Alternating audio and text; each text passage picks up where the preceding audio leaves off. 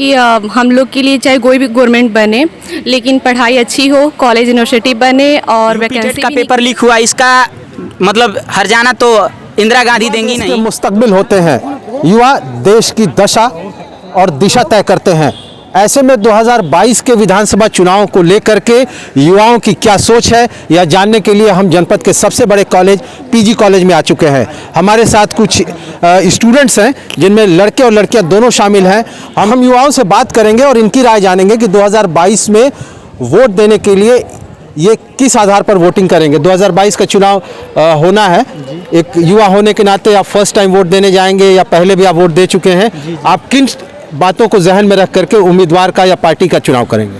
देखिए, मैं किसी पार्टी की बात नहीं करूंगा। युवा हूं तो पहले मैं जो युवा की समस्या है और शिक्षा और व्यवस्था, और गाजीपुर में पहली बात तो यह है कि हम लोग पीजी कॉलेज में पढ़ने वाले हैं और गाजीपुर में हम युवा छात्र विश्वविद्यालय की मांग कई बारों से उठाए हैं और मैं इस माध्यम से भी कहना चाहता हूं कि गाजीपुर के युवा के लिए एक विश्वविद्यालय की बहुत आवश्यकता है। आपका ये कहना है कि उच्च शिक्षा को लेकर के और भी सरकार को काम करने की आवश्यकता है। कुछ हमारे साथ यहाँ पे छात्राएं हैं, उनकी भी राय को शामिल करेंगे हम अपनी चर्चा में। आप अपना परिचय दीजिए। मेरा नाम काजल त्रिपाठी है और मैं बीकॉम थर्ड ईयर की स्टूडेंट हूँ। काजल, हम आपसे ये जानना चाहेंगे कि आप फर्स्ट टाइम वोटर हैं। जैसा कि अभी आपसे ऑफ द रिकॉर्ड हम बातचीत कर रहे थे तो आपने बताया कि आपका नाम एनलिस्ट हो गया है, अभी वोटर कार्ड आया नहीं, आप पहली दफ़ा वोट देने जाएंगे। फर्स्ट टाइम वोटर के नज़रिए से आप किन बातों को जहन में रखेंगे? क्या क्राइटेरिया होगा आपका इस बात का चुनाव करने के लिए कि आप किसको वोट देंगे?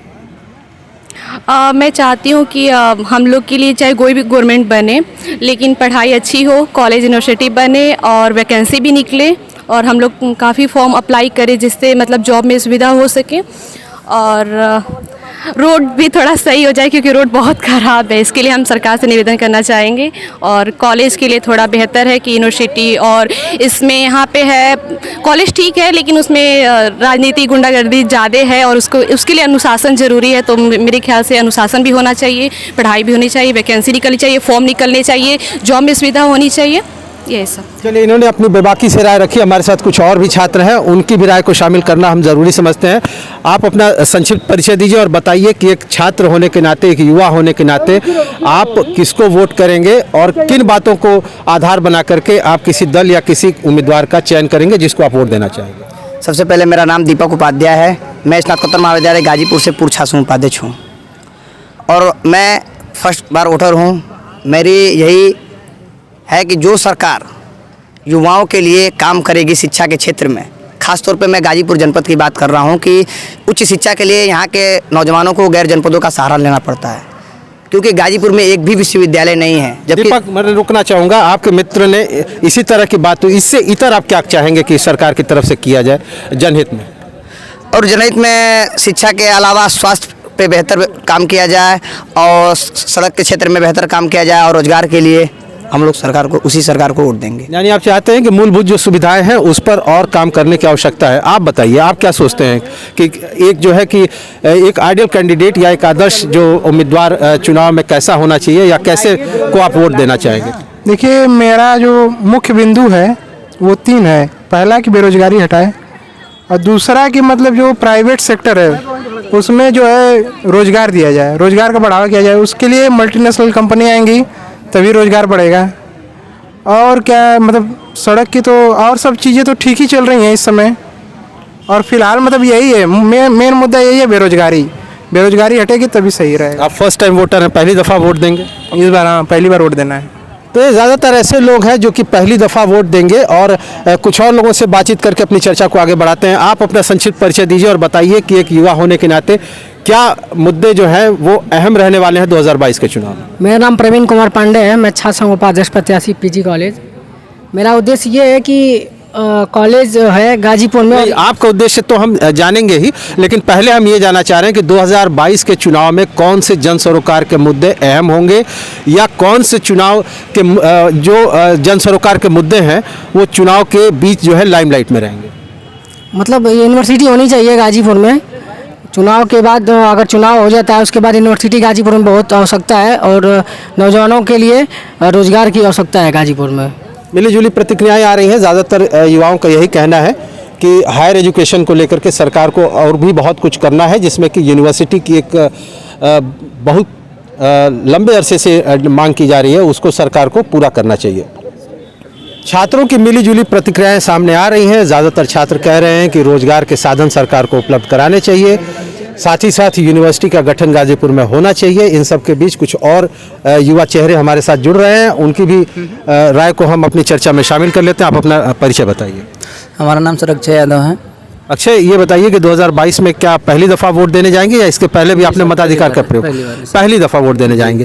तो 2022 में वो जन सरोकार के कौन से मुद्दे होंगे जो कि चुनावी मैनिफेस्टो बनेंगे या चुनावी दल के बीच जो है वो मुद्दा बनेंगे? पहले तो सर बेरोजगारी है, जो कि लगभग इस सरकार में मान जाए तो सबसे ज़्यादा बढ़ गई है। ठीक है, पहली बेरोजगारी है। दूसरा से हमारे हिसाब से लगता है कि शिक्षा पे बिल्कुल ध्यान नहीं दे रही है सरकार। प्रथम मेरा नाम प्रदुमन सिंह यादव है और मैं पीजी कॉलेज का छात्र नेता हूँ। इस बार 4 मुद्दे रहेंगे। पहला मुद्दा बेरोजगारी, दूसरी मुद्दा शिक्षा, तीसरी मुद्दा सड़क और चौथा मुद्दा सुरक्षा। जैसा कि अभी उस बहन ने बताया कि इस कॉलेज में वो आती तो है लेकिन वो सुरक्षित नहीं आती है, उसके मन में ये भय रहता है और आए दिन बलात्कार, हत्याएं, छिनौती, ये सब चीज़ें आम रूप हो गई है और इस सरकार के लिए तो एकदम आम। सबसे पहली चीज़, हम लोग युवा हैं, हम लोग पे तो ये सरकार आंख बंद करके एकदम नतमस्तक हो गई है, कुछ इनके लिए करना नहीं है। क्योंकि और रही बात वर्तमान में अभी भी कोई भी व्यवस्था आई है, किसी एक व्यवस्था का नाम कोई बढ़िया से। चलिए हम जरा एक एक करके विस्तार देते जाएं। आपने जो बातें कही उनके ही बीच से मैं आपसे ये पूछना चाहूँगा कि पूर्ववर्ती सरकारों में क्या होता था जो इस सरकार में देखिए होना चाहिए? सर्वप्रथम मैंने इस कॉलेज में आया, इस कॉलेज में आने के बाद मैं इस कॉलेज के प्रधानाचार्य के छात्र के रूप में हूँ। बहुत स्थानीय मुद्दों पर हम चर्चा करेंगे। आपने कहा कि जो भी छात्र हैं, छात्राएं हैं, वो सुरक्षित नहीं। आखिर इस बात को किस आधार पे आप कहेंगे? यूपी टेट का पेपर लीक हुआ, इसका मतलब हर्जाना तो इंदिरा गांधी देंगी नहीं, तो मैं वर्तमान के इस सरकार को देख के ये फैसला लेता हूं कि मैं 2022 में अखिलेश यादव को वोट दूंगा। वो आपका अपना व्यक्तिगत निर्णय, लेकिन सुरक्षा का जो आपने बात सुरक्षा आप ही आपके सामने इसी कैमरे पे एक बहन ने बोला कि इस कॉलेज में रोज गुंडई, झगड़ा, लड़ाई और लड़कियों के साथ छेड़छाड़ होता है।